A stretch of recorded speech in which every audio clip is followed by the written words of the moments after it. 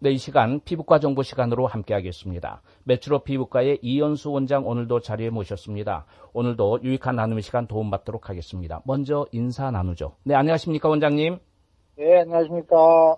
이제 우리가 팬데믹 기간 동안에 너무 오랫동안 지쳐 있었습니다. 정신적으로. 지난번에 잠깐 이야기하신 이런 정신적인 피부 질환도 있다고 말씀하셨거든요. 이런 건 어떤 치료를 해야 되고 어떤 종류들이 있는 건가요? 스트레스를 받게 되면은, 네. 없었던 피부 질환이 생기는 경우가 있고, 있던 피부 질환이 더 심해지는 경우가 있습니다. 네. 그래서 대체적으로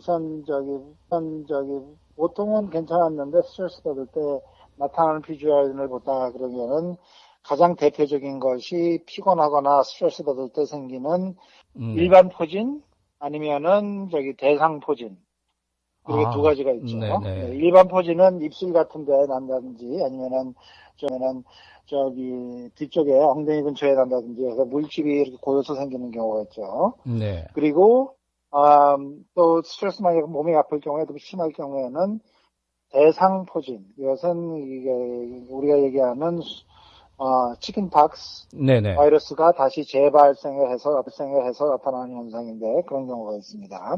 그 외에 보통은 잘 없는데 나타나는 것이 아토피 피부 질환이 있는 사람들한테 나타나는 현상이 있어요. 그래서 아토피 피부 질환이 있었는데 별로 없다가 이렇게 스트레스를 받거나 그러면은 그 피부 질환이 나타나기 시작하거나 있을 때 더 훨씬 더 심해진 스트레스랑 관련해서 그럴 경우에는 보통 이제 학생들은 학기 말고서 그렇죠.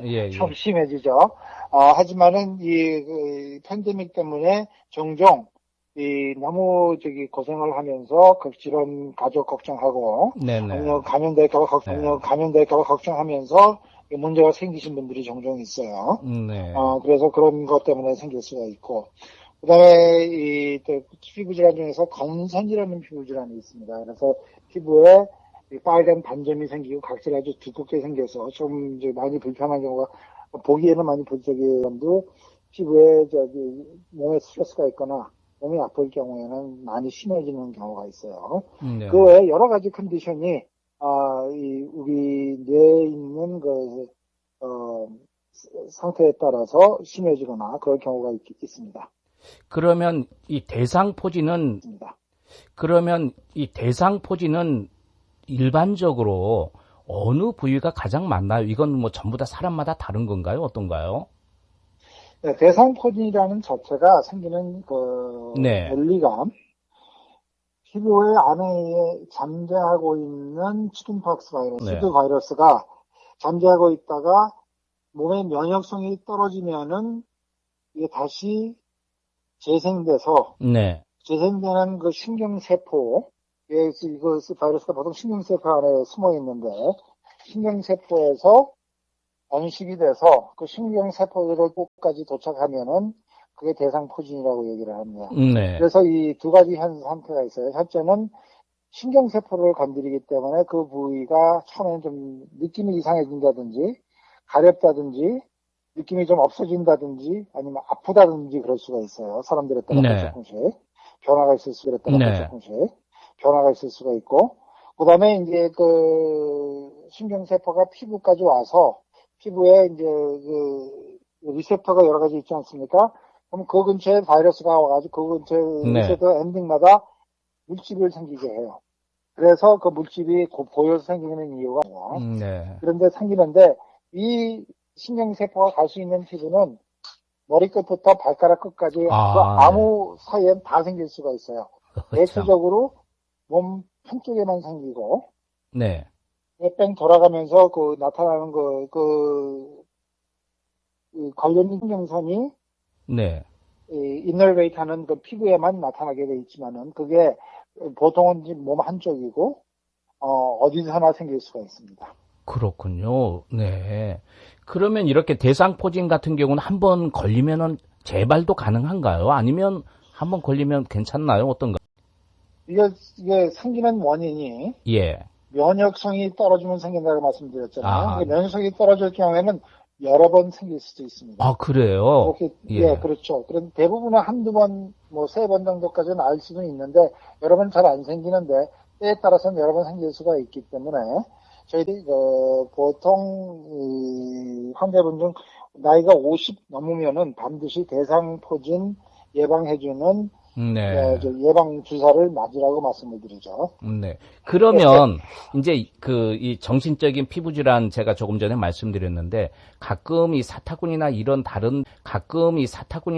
다른데 또 뭐 팔 이런데 가려움증이 갑자기 생기고 이런 경우는 뭐 여름철이면 땀띠라고 이야기할 수 있겠는데 겨울철인데도 그렇다면 이건 어떤 이 정신적인 질환하고도 연관이 되는 건가요? 이건 다른 어떤 질환인가요? 좀 다르다고 볼 수, 겹쳐진 데 가려워질 경우에는 네네. 그게 이 병균에 감염이 돼서 그럴 수가 있고, 첫째. 아, 네. 두 번째로는 병균과 관련 없이 땀이 고인다든지 그래서 그 자극성 피부염으로 문제가 생기는 경우가 있습니다. 그렇기 때문에 그 원인에 따라서 치료 방법 조금씩 다릅니다. 또 우리 한국 분들은 또 많은 분들이 이 전기장판을 겨울철에는 좀 이렇게 깔고 따뜻하게 주무시려고 많이 하다 보니까 또 그 부위에 땀도 차고 자면서 습기가 좀 올라오고 그런 경우도 있을 것 같네요. 전기장판 같은데 너무 뜨거운 데로 오래 있으면은 그게 사실은 처음에는 이 에리스마 앱액인이라고 그래서 이 열을 때문에 생기는 피부 질환이 있습니다. 아, 그래요? 그리고 그게 오래되면은 거기서 이 피부암에 유발이 될 수가 있어요. 그래서 이 온돌에 너무 뜨거운데 오래 계시면 생길 수가 있는데 그것 외에 랩탑 있죠? 컴퓨터 랩탑. 그렇죠. 그걸 무릎에 오래 두고선 할 경우에 허벅지 앞쪽으로 같은 종류의 피부 질환이 생길 수가 있어요. 그러니까 조심하셔야 됩니다. 너무 이런 그 랩탑이라든지 모든 그 전기와 연관된 건 가능하면 인체에 닿지 않도록 좀 떨어뜨려 놓은 게 좋을 것 같다 생각이 드네요. 그렇죠. 너무 뜨거운 걸 갖다가 인체에 오래되면은 문제가 생기기 때문에 조심해 주셔야 되겠습니다. 질문이 맞는지 모르겠습니다만은 이 팬데믹 기간 동안에 그 코로나 바이러스에 이제 많은 분들이 또 걸리신 분들도 주위에 있는데 걸리고 나서 후유증이 생기는데 이게 뭐 미각, 후각이 자꾸 안 돌아온다, 늦게 돌아온다 이런 경우인데 이건 피부과하고 다른 건가요? 아니면 어떻게 좀 연관이 될 수도 있나요? 어떤가요? 그거는 피부과랑 좀 다르죠. 그렇죠. 이게 바이러스가 뇌에 들어갔다가 거기서 그런 현상이 나타나기 때문에 그런 문제가 생기는 경우가 있죠. 그리고 그것 외에도 이 코빗이라고 그래서 다른 여러 가지 부작용, 후유증을 갖다 앓는 사람들이 종종 있습니다. 그리고 말이죠. 다양한 그 직업들이 있잖아요. 그러면 직업에 따라서 이런 피부 질환이 걸릴 수도 있나요? 직업에 따라서 어떤 피부 질환들이 있나요? 애들이 가장 많이 본 그 피부종 직업병을 보면은 손에 케미칼을 많이 만지고 계시는 분들이 있죠. 아니면은 주방에서 일을 하신다든지 그래서 물을 많이 만질 경우, 아니면은 이런 병원에서 일해서 장갑을 많이 끼고 환자를 만지기 때문에 장갑을 많이 끼셔야 되는 분들, 그런 분들 때문에 피부에 문제가 생겨서 오시는 분들이 상당히 많습니다. 그렇기 때문에 피부는 꼭 보호를 하셔야 되니까.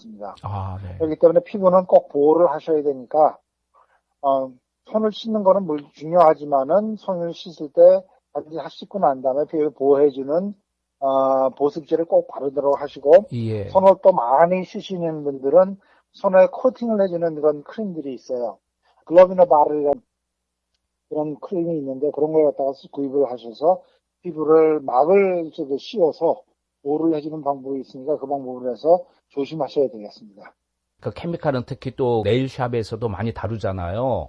작업을 시작하기 전에 좀 어떤 걸 바른다든지 끝나고 나서 바로 뭘 바른다든지 뭐 이런 경우가 있나요? 제일 중요한 거는 그 반응을 일으켜주는 화학약품들이 있는데 알러지일 경우가 있고 자극성 피부염일 수가 있어요.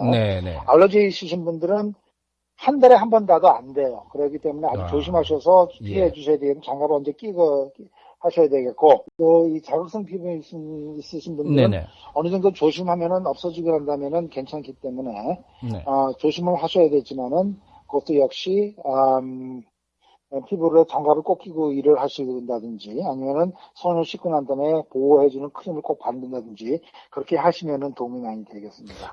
그러면 이제 이렇게 그 오랫동안 서서 일해야 되는 분들이 있잖아요. 그렇다고 해서 네. 뭐 양말을 벗고 일을 할 수도 없고 양말 신고 또 일반적인 뭐 구두든 어쨌든 작업 신발이든 신고 하는데 이렇게 되면 오랫동안 땀이 쌓이게 되면 이 발바닥에 어떤 습기 때문에 뭐가 되든지 질환이라든지 또 무좀하고 또 연관이 될 수 있나요?